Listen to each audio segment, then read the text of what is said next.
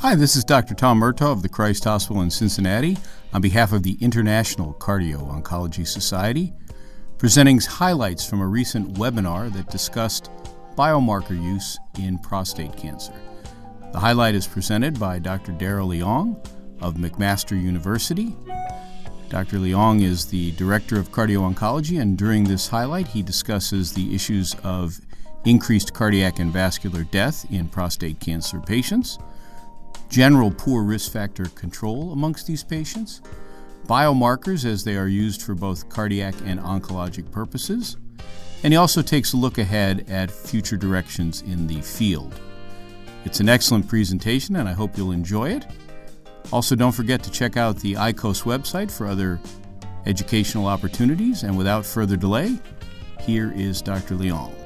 So what we'll do over the next half an hour or so is discuss the rationale for specifically cardiovascular biomarkers in prostate cancer, review the current evidence that exists, and talk a little bit about the future directions and where we think this could and need to go to make biomarkers part of mainstream clinical practice. So firstly, why are cardiovascular biomarkers potentially important in patients with prostate cancer? Here are data from the United States of over 700,000 men with localized prostate cancer in the SEER registry. You can see the causes of death there, and the cardiac causes of death are indicated by the maroon-colored columns, prostate cancer death by the blue columns, and what you can appreciate is that overall, and at various time points after a diagnosis of prostate cancer, a localized prostate cancer, cardiac death is a more common cause of death than the cancer itself. And when I tell my patients this, they're struck by it because all of the emphasis and focus is really on their prostate cancer treatment, whereas they are probably more likely to die of cardiovascular disease. Even in men with metastatic prostate cancer, where the prostate cancer is the predominant cause of death, the standardized mortality ratio, meaning the likelihood of dying of cardiovascular disease, is still 48% higher than similar men in the population who did not have prostate cancer. So clearly, cardiovascular outcomes are important to men with prostate cancer. So why is this? Part of it is the fact that men with prostate cancer, by virtue of their demography, perhaps other reasons, seem to have a high burden of cardiovascular risk. Here are some data that we've collected on nearly 2,500 Canadians with prostate cancer, looking at their cardiovascular risk factor profiles. You'll see that about a third have a Framingham cardiovascular risk score more than 17, which is associated with a 30% 10-year cardiovascular risk, so very high risk group. And in fact, 2/3 have a Framingham risk score more than 15, which is linked with a 20% 10-year incidence of cardiovascular adverse outcomes. So the burden of cardiovascular risk factors is high in this population. But it's not just that they have cardiovascular risk factors in abundance. The question is, how well are these controlled? Because we know that with evidence-based, guideline-directed medical therapy, controlling cardiovascular risk factors can reduce the incidence of cardiovascular outcomes. Here are some recent data from the Radical PC study, which we've now extended to several countries, looking at how well various cardiovascular risk factors are controlled relative to what guidelines say they should be, depending on the patient's cardiovascular risk profile, i.e., whether they've got a past history of cardiovascular disease, etc. So you can see that in general, risk factors are poorly controlled. And in fact, over half of individuals have inadequate control of their risk factors according to the guidelines across the board. And when you look at specific risk factors, we can draw your attention to the really common ones, poorly controlled ones.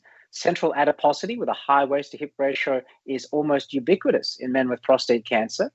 But blood pressure control, where we advocate for more aggressive targets in folks with higher cardiovascular risk, that was not at target in about 3/4 of this cohort. LDL levels, which again, the target varies a little depending on one's baseline cardiovascular risk and past history, but about half of individuals did not have an LDL cholesterol level at target. 1 in 5 were physically inactive, and 10% were still current smokers despite a diagnosis of a cancer within the past 12 months. So cardiovascular risk factors, one might argue, are inadequately controlled. But what I really want to make the point is that these risk factors are inadequately controlled in a population of patients that are seeing generally two physicians. They're seeing their primary care physician and their uro-oncologist. So we think that there is clearly a treatment gap here where, despite the fact that these patients are, well entrenched in the healthcare system, there is insufficient attention being shown on cardiovascular risk factors and diseases which may be more likely to kill them than the cancer itself. Hence, I think the rationale in my mind for why biomarkers might be really useful in prostate cancer. If we accept that the risk of cardiovascular disease and death is high in this population, but their cardiovascular risk is inadequately addressed, perhaps because it's out of scope for many oncologists, perhaps because of competing interests and competing challenges in primary care physicians, perhaps because of unfamiliarity with some of the guideline-based targets, could we find a strategy which can enable healthcare providers to easily identify patients who may benefit from more intensive attention to their cardiovascular risk factors? And it may be too much to ask the oncologist to check the patient's blood pressure, check their cholesterol, their HbA1c, and act on this. This is out of scope for them. But if we had a simple biomarker that could be applied when doing routine blood work, which gets frequently done in this patient population, to flag the individual who could benefit from a referral to a cardio-oncology service, then perhaps we've identified something of clinical use. And I again argue that the diagnosis of prostate cancer really may be an actionable moment. And perhaps people, when they get told they have a cancer, may be open to undertaking certain changes in their lifestyle and their treatments that improve their overall health holistically, as well as obviously wanting to treat and address their cancers appropriately. So what is the existing evidence that we have for cardiac biomarker use in folks with prostate cancer? As Dr. Lopez intimated, the evidence is limited in prostate cancer specifically. Here is one of the early biomarker studies. This was, as you can see, conducted in 17 patients with metastatic castrate-resistant prostate cancer or being treated with abiraterone. You can see that in terms of outcomes over 6 months, 5 individuals developed an adverse cardiovascular event. In fact, these was such a small study, they had to pool these 5 somewhat disparate and not necessarily congruent cardiovascular outcomes. You can see, though, that they measured NT-proBNP and troponin serially during these 6 months and found that amongst those who developed the adverse cardiovascular events listed above, that there was a somewhat higher NT-proBNP level and troponin level. And I guess this is a little unsurprising. And in fact, it's difficult to tease out whether these elevation in biomarkers occurred after the cardiovascular event rather than beforehand or predicting the occurrence of the cardiovascular event. But still, this was one of the earliest pieces of work done in this area. More recently, this is work from David Margell, who is in Israel, a uro-oncologist in Israel, where he led a 2-center randomized trial comparing the GnRH antagonist Digarelix with a GnRH agonist in men with prostate cancer and high cardiovascular risk. This trial had about 80 participants, and what we show here is, I guess, a post hoc analysis of the baseline biomarkers that were measured and their relationship with cardiovascular events. So you can see that in the top row, at baseline, there seems to be an association between a higher level of NT-proBNP and a higher troponin concentration and the occurrence of cardiovascular events during follow-up. And this was especially true in the GnRH agonist arm, although more cardiovascular events were noted in that arm, and there were relatively few cardiovascular events in the GnRH antagonist arm, so a little difficult to draw any conclusions there about the relationship with biomarkers. For what it's worth, CRP and D-dimer didn't demonstrate the same sorts of patterns, although again, even though this was a somewhat larger study, was designed a little more rigorously, one might argue, still the number of adverse events were small in absolute terms, and clearly some more research is needed to confirm or corroborate these findings. Not all biomarkers are blood tests. Echocardiography, other imaging modalities may be considered, I think, a biomarker as well. This, to my knowledge, is one of the only studies looking at echo findings in patients before and after starting androgen deprivation therapy for prostate cancer. As you can see, there was a slight increase in troponin, but no change in BNP within this 6-month period. Neither was there any change in LV ejection fraction, but in this, unblinded study, if you like, there was some signal to an impairment of global longitudinal strain after the initiation of androgen deprivation therapy. So early data, lack of controlled data, and lack of blinded ascertainment of strain, but again, potentially suggestive that echo findings, markers of cardiac function and contractility may be affected by hormonal therapy. This was a paper that came out of Sebastian Smith's group in Poland very recently, looking at 49 patients with metastatic castrate-resistant prostate cancer treated with abiraterone. What was really interesting is when this group measured D-dimer, troponin, and NT-proBNP, you can firstly note that levels of these biomarkers were fairly frequently elevated in almost half of individuals. But what was, I think, really interesting is that elevation in these various biomarkers seemed to be associated, actually, rather than with cardiovascular outcomes, with death and treatment failure, so potentially more prostate cancer outcomes.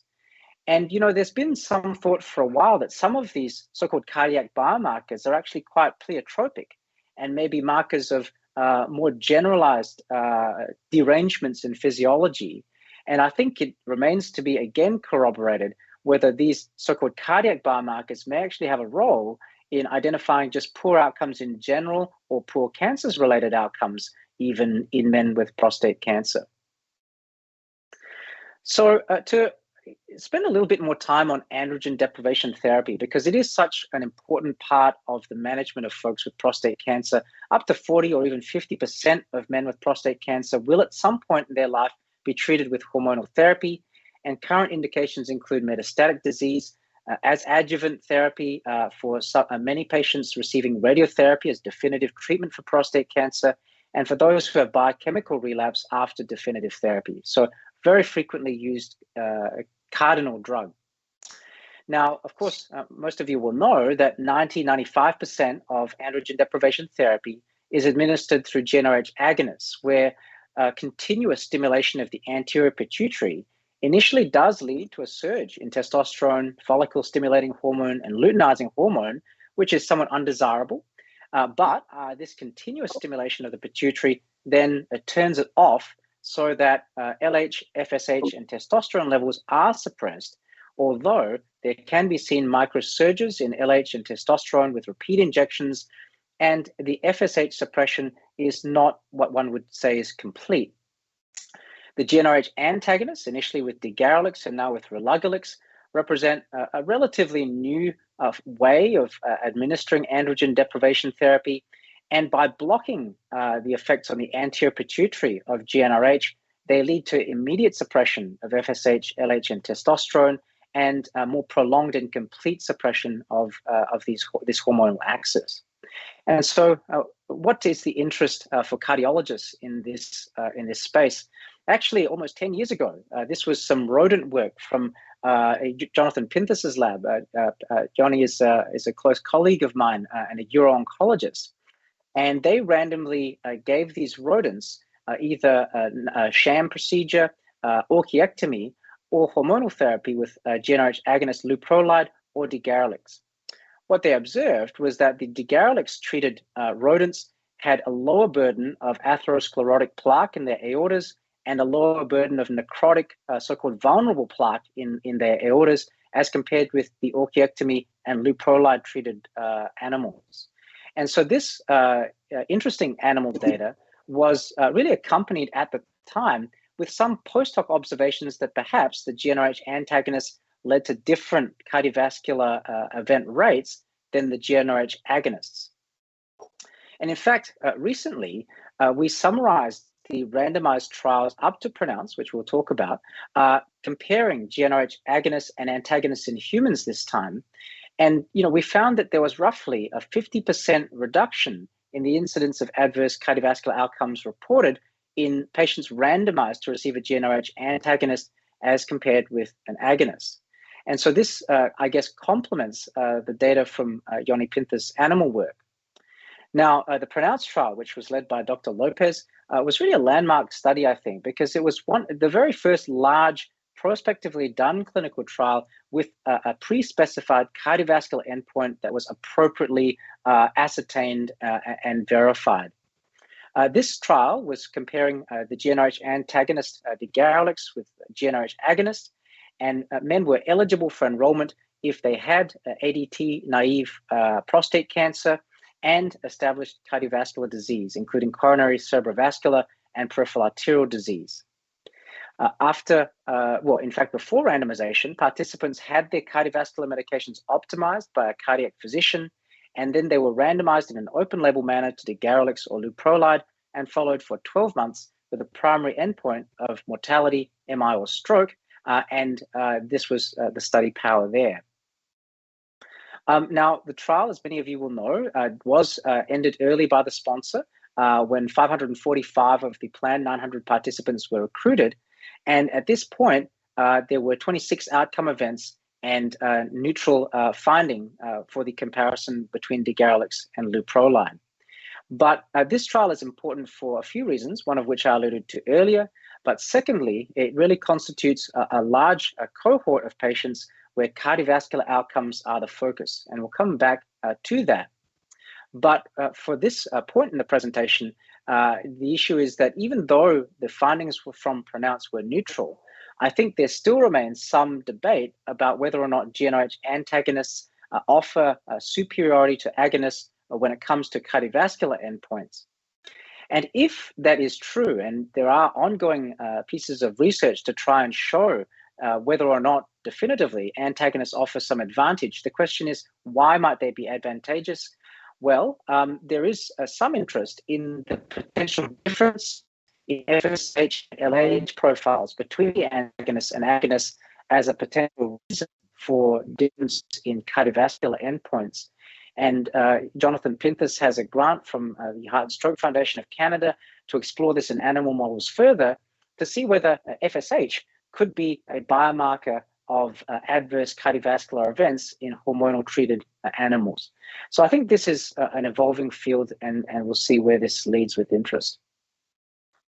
So to summarize what we know about cardiovascular biomarkers in prostate cancer, limited data, I think, would suggest that NT-proBNP or troponin may predict adverse cardiovascular outcomes in folks starting androgen deprivation.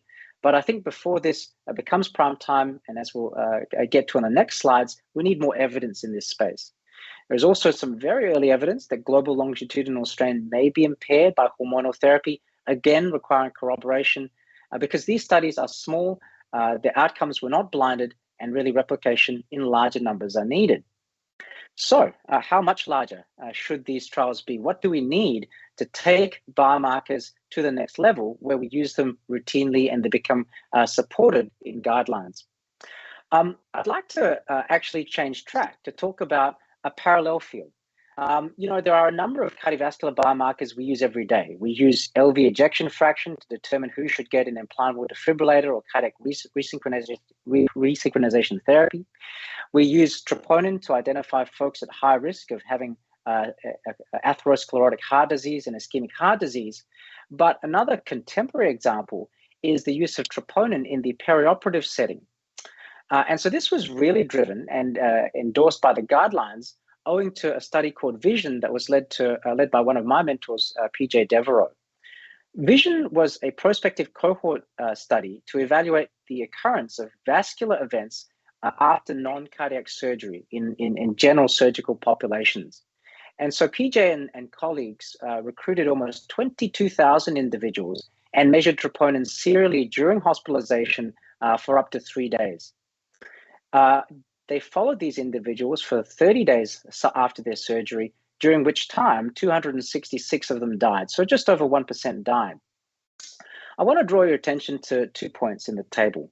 Firstly, as maybe unsurprising now because it is an accepted part of care, but the higher the perioperative troponin level, the higher the risk of death. And so this is why troponin is used as a biomarker to predict the risk of future events and stratify individuals undergoing non-cardiac surgery.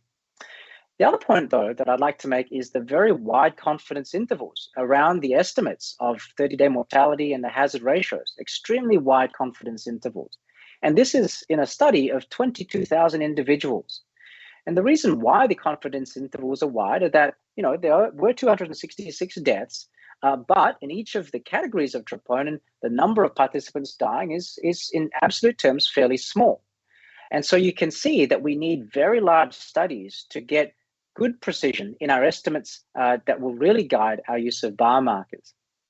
So with that kind of concept in mind, how does the field of prostate cardio-oncology fare? Well, I think one of the largest prospective studies to look at cardiovascular outcomes in a cohort manner is one we're undertaking in Radical PC. In 3,000 participants we've now followed for 3 years, you can see we've got 165 deaths, 112 cardiovascular events. And so we're just starting now to get to the sorts of numbers in this kind of research where we may be able to make some sort of inferences and derive some sort of models on cardiovascular biomarkers. And also pronounce, again, I mentioned it before, because it is one of the largest prospective studies done with a predefined cardiac endpoint. Again, you see that there's about that 4 to 5% incidence of major adverse cardiovascular events. This was a higher risk group pre-specified in the protocol. But 26 events there. And so there really is a need for ongoing efforts to expand these sort of prospective studies that are well planned in advance. In addition to needing bigger sample sizes, we need bigger approaches to our biomarkers. The days when I think we used to take one candidate biomarker and test it in a cohort to see if it predicted outcomes, I think that's gone. And the reason is that single exposure biomarker analyses are costly in terms of time and effort. They're inefficient because you freeze and thaw the biospecimen and you end up wasting a lot of specimen. And nowadays with multiplex proteomics and even genomics platforms, you can measure hundreds or thousands of biomarkers on microliters of specimen. And this is a much more efficient way of screening for potentially useful biomarkers. So you can see in this simple figure here, this illustrative figure, that the more samples we can test simultaneously, the greater our statistical power and the greater our ability to detect biomarkers with fairly small effect size and to tease out some interesting signals in the data. And so I think that we need to apply both of these approaches moving forward in cardio-oncology and prostate cardio-oncology. So just to conclude, I think that cardiovascular disease is clearly an important outcome for men with prostate cancer. With the current evidence, cardiovascular biomarkers are not really ready for routine clinical use in this population, but because their clinical outcomes are improving, both especially in terms of their prostate cancer and its treatment, we need larger and more efficient research so that we can achieve further health gains, and hopefully cardiac biomarkers can form a part of that. What an excellent presentation that was originally sponsored by Abbott, and we thank them for their support. Don't forget to check out the ICOS website and sign up if you're not already a member. This is Dr. Tom Murtaugh of the Christ Hospital in Cincinnati, Ohio. Treat cancer, protect hearts.